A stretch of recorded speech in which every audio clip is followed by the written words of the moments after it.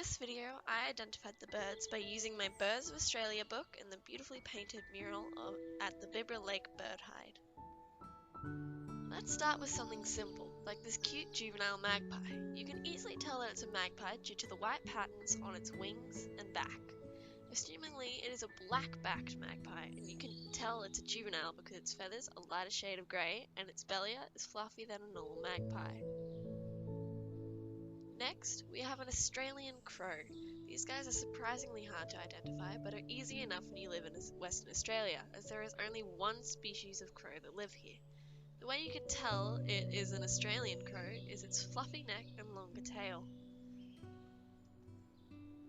This is a purple swamp hen. They are pretty common at Bibra Lake, and you can normally find them wandering around in the tall grass. They are very easy to identify due to their purple-blue throat and breast and orange bill and forehead. And here we have a baby purple swamp hen with its grey colour and super fluffy body. Next is the yellow-billed spoonbill that lives up to its name with its yellow spoon-like bill. It is a decently large bird, and its body is completely white except for the black lines on its head or when it is breeding. Now we have this little guy who is called a willy wagtail. You can find them in a lot of places in Western Australia. They are very small and fast birds with black bodies and long tails. These guys are quite common. Next we have another little bird called the brown honeyeater. This little guy was a struggle to get a photo of because how they blend in so much and move so quickly. Once I got a good look at the photo, it was easy to say this little guy was a honeyeater due to its curved beak.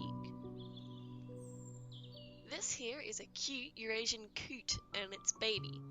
The Eurasian coot is a completely black bird except for its red eyes, white bill and forehead. Next is a group of tree martins. These guys are quite far away and they are quite small, like the willy wagtail and brown honeyeater, so it was difficult to identify them in the photo, but after much effort you can see that they have the small beak, white belly and black-brown wings of a tree martin. Now we have a Pacific black duck. These guys are pretty easy to identify with their black crown and stripe over their eye, along with their pale feathers and black bill.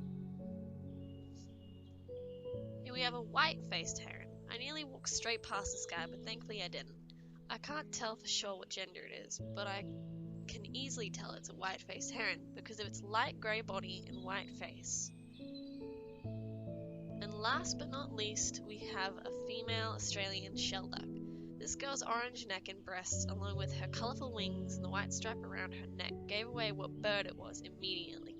You could tell it's a female because of its fully black head and beak, whereas the male Australian shelduck has a white ring around its eye on the top of its bill.